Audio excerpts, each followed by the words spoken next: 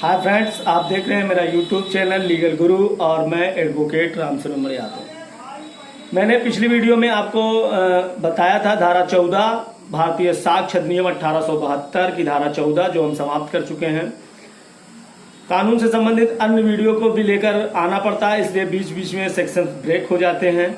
मगर वे सारे बातें या वो सारी वीडियो जो आप मेरी देखते हैं वे निश्चित ही आपके जीवन से संबंधित हैं, आपके उस कानून से संबंधित है, उस देश के कानून से संबंधित है जिस देश में आप रह रहे हैं। और मेरे ख्याल से निश्चित रूप से ऐसे कानून को आपको जानना चाहिए, ऐसे देश के कानून के बारे में जानना चाहिए जहां आप निवास करते हैं, जहां आप रह रहे हैं, क्योंकि आपके अधिकारों को दिलाने में इन कानूनों का विशेष महत्व है और इसकी जानकारी भारत के प्रत्येक नागरिक को होनी चाहिए। तो आज हम बात करेंगे भारतीय साक्ष्य अधिनियम 1872 की धारा 15 के बारे में। धारा 15 क्या कहती है? धारा 15 ऐसे कार्य जो आकस्मिक हुए हैं या आशय किए गए हैं, आशय के साथ किए गए हैं, ऐसे प्रश्नों पर प्रकाश डालने वाले तथ्यों को न्यायालय धारा 15 के अंतर्गत एक्सेप्ट करती है। ऐसे फैक्ट जो एक्सीडेंटल हैं या फिर इंटेंशन से किए गए हैं, इन दोनों फैक्टों को किस तरह से ये दोनों फैक्ट हैं और कैसे वो कार्य या घटना घटित हुई है, बतौर एक्सीडेंट है या कोई दुर्घटना है या किसी त्रुटि के कारण कोई घटना घटी है अथवा जानबूझकर कोई कार्य किया गया है, कोई अपराध किया गया है, इन तीनों बातों को न्यायालय धारा 15 के अंतर्गत एक्सेप्ट करती है। ऐसे साक्ष्यों को न्यायालय एक्सेप्ट करती है जो इसे डिफाइन करते हैं कि कार्य किस प्रकार से या दुर्घटना है अथवा त्रुटिवश है या जानबूझकर ये कार्य किया गया है। इसको न्यायालय इन साक्ष्यों को न्यायालय धारा 15 के अंतर्गत भारतीय साक्ष्य अधिनियम में एक्सेप्ट करती है। अन्य कार्य की प्रकृति प्रश्नगत कार्य की प्रकृति के समान होती है। जो अन्य कार्य हैं उनकी प्रकृति और जो कार्य किया गया है उनकी प्रकृति प्रश्नगत समान होते हैं। कि कहने का मतलब है कि क्या उस व्यक्ति जिस व्यक्ति द्वारा यह अपराध कारित किया गया है उस व्यक्ति के द्वारा ऐसे कार्य किए जाते रहते हैं, उसी प्रकृति के या किसी अन्य प्रकृति का कार्य है। इस बात को दोनों कार्य की निकटता क्या है, कितनी होनी चाहिए, कितनी जल्दी वो दोनों कार्य किए गए हैं, इस बात को, और कार्य में किस तरह की योजना का प्रयोग किया गया है, कितने लोग योजनाबद्ध तरीके से किस प्रकार से योजना बनाकर अपराध को कारित किया गया, इन सब साक्ष्यों को न्यायालय धारा 15 के अंतर्गत एक्सेप्ट करती है। मान लीजिए उदाहरण के तौर पर हम बात करते हैं, का पर यह आरोप है कि उसने बीमे का पैसा लेने के लिए अपने घर में आग लगा दिया है। यह तथ्य कि का कई बार अपने घरों को किराए पर लिया और उसका बीमा करवाया, उसके बाद उसके घर में आग लग गई और कई बार उसने बीमा का धन बीमा कंपनियों से इस प्रकार लिया है।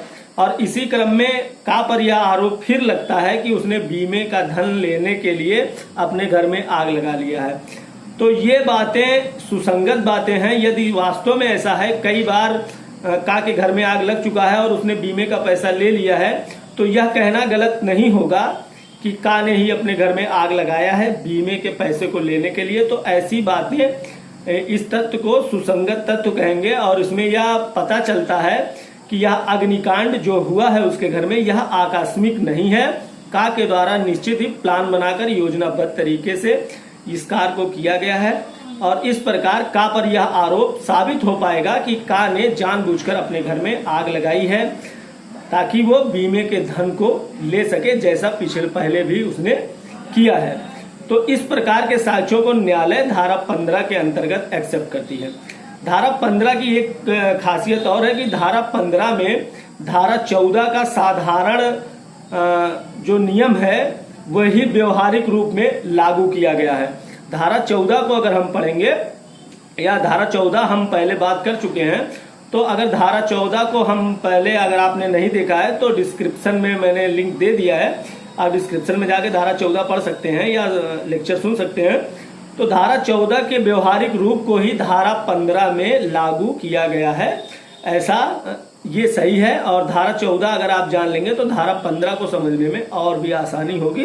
तो अगर धारा 14 आपने नहीं देखी है तो डिस्क्रिप्शन में जाइए और धारा 14 पहले कंप्लीट करिए, फिर 15 देखिए, ये ज़्यादा समझ में आएगी। फिर भी अगर कोई बात नहीं समझ में आती तो आप कमेंट बॉक्स में लिखिए, मैं और बेहतर तरीके से धारा 15 को या 14 को, जो भी धारा आपको समझ में नहीं आती उसको समझाने का प्रयास करूंगा। धारा 14 जो बात करती है, थोड़ी सी डिटेल में बात बता दिया जाए अगर, तो हो सकता है यहीं पर आप समझ जाएं, ना समझ पाए तो पिछली वीडियो जरूर देख लीजिए। धारा 14 मन या शरीर की दशा या शारीरिक संवेदना का अस्तित्व दर्शित करने वाले तथ्यों के बारे में बात करती है। ऐसे तत्व जो मन या शरीर की दशा या शरीर की संवेदना को प्रदर्शित करते हैं, ऐसे तथ्यों को धारा 14 में न्यायालय साक्ष्य के रूप में ग्रहण करती है। और धारा 15 में वे तत्व जो कार्य आकस्मिक हैं या दुर्घटनावश हैं या जानबूझकर किए गए हैं, ऐसे कार्यों को न्यायालय एक्सेप्ट करती है।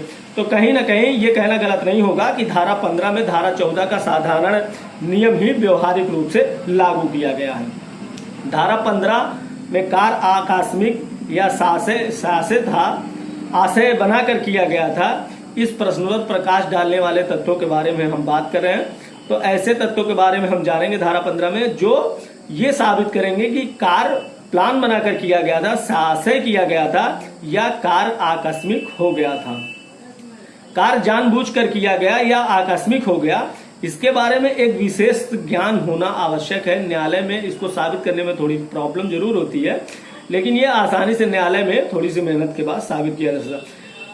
कोई भी कार्य जो जानबूझकर किया गया या कोई कार्य जो आकस्मिक हो गया या कोई कार्य जो विशिष्ट ज्ञान से किया गया या कोई कार्य जो विशिष्ट आशय से किया गया, इस धारा में सबसे पहले तो अनुश्रुति साक्ष्य स्वीकार नहीं किए जाते हैं। इस बात को हम देख लेते हैं। अब अनुश्रुत साक्ष्य है क्या? अनुश्रुत साक्ष्य ऐसे साक्ष्य जो ऐसी कथा या ऐसी बातें जो लगातार प्रॉपर से चली आ रही हैं। मैंने धारा 14 में बताया था विस्तार से अनुश्रुति साक्ष्य के बारे में, और किस प्रकार एक चोरी के मुकदमे में फिर दोबारा चोरी कहीं होती है तो उस मुलजिम को ये नहीं कहा जा सकता कि उसने वहां चोरी की थी, उसने यहाँ चोरी की। इस प्रकार के साक्ष्यों को अनुश्रुति साक्ष्य कहते हैं। तो इस बात को क्लियर कर लेते हैं कि इस धारा के अंतर्गत अनुश्रुति साक्ष्य जो होते हैं वो स्वीकार न्यायालय नहीं करती है। अब बात करते हैं आगे। समान प्रकृति और उसी प्रकार का कार्य होने पर ही इस धारा में उसी को न्यायालय मानती है, लागू करती है। जबकि कोई कार्य हुआ हो, जैसे मैंने बताया कि कार ने कैसे बीमे के पैसे को लेने के लिए अपने घर में आग लगा लिया, तो समान कार्य की प्रकृति को ही न्यायालय एक्सेप्ट करती है इस धारा में। इस धारा में ग्राह्य होने के लिए एक ही प्रकार के अनेक घटनाएं होनी चाहिए, एक ही प्रकार की अनेक घटनाएं होनी चाहिए अगर इस धारा में एविडेंस को एक्सेप्ट करवाना है न्यायालय में। तो एक अपराधी झूठ बोलकर घोड़ा प्राप्त करता है, इसके पश्चात झूठ बोलकर चारा प्राप्त करता है, और इस मामले में चारा प्राप्त करने का कार्य साबित नहीं किया जा सकता है क्योंकि घोड़ा प्राप्त करने के कार्य के अनुरूप नहीं था। इस बात को हम इस प्रकार अगर समझें तो ज्यादा समझ पाएंगे कि कोई व्यक्ति है जिसने चोरी का घोड़ा प्राप्त किया है, उस पर यह आरोप है कि उसने चोरी का घोड़ा प्राप्त किया है और उसी क्रम में वह चोरी का दाना प्राप्त करना चाहता है।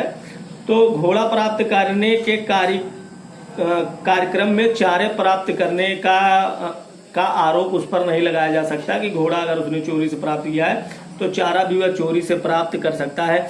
अगर वह घोड़ा उसने चुराया है और एक बार उसकी चोरी साबित हो जाती है कि उसने घोड़ा चुराया है, फिर कोई घोड़ा चोरी होता है, उसके पास से बरामदगी होती है, तो ये कहा जा सकता है कि यह व्यक्ति इस बात का आदती है और ये घोड़े चुराता रहता है। पर चारा चुराने का घोड़ा जबकि उसने चुराया था, उसके बाद कहीं चारा चोरी होता है, उसके बाद उस पर यह आरोप होता है कि अमुक व्यक्ति ने घोड़ा चुराया था, इसी ने चारा भी चुराया होगा।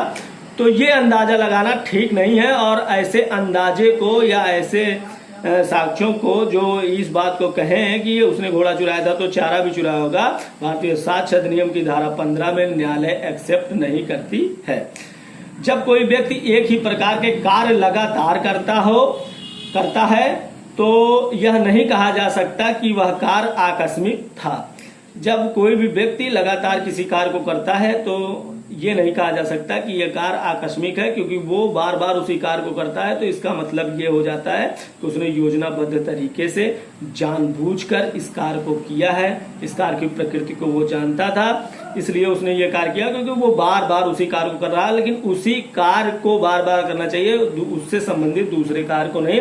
ऐसे साक्ष्यों को न्यायालय एक्सेप्ट करती है। और ये हुई पहली लेक्चर। दूसरी लेक्चर एक और होगी धारा 15 के बारे में ही। बस दूसरी लेक्चर में धारा 15 समाप्त हो जाएगी। बहुत छोटी सी धारा है, क्योंकि 14 से कनेक्टेड है, इसलिए 14 और 15 को ध्यान से पढ़ें। तब तक के लिए मुझे इजाजत दीजिए, मिलते हैं।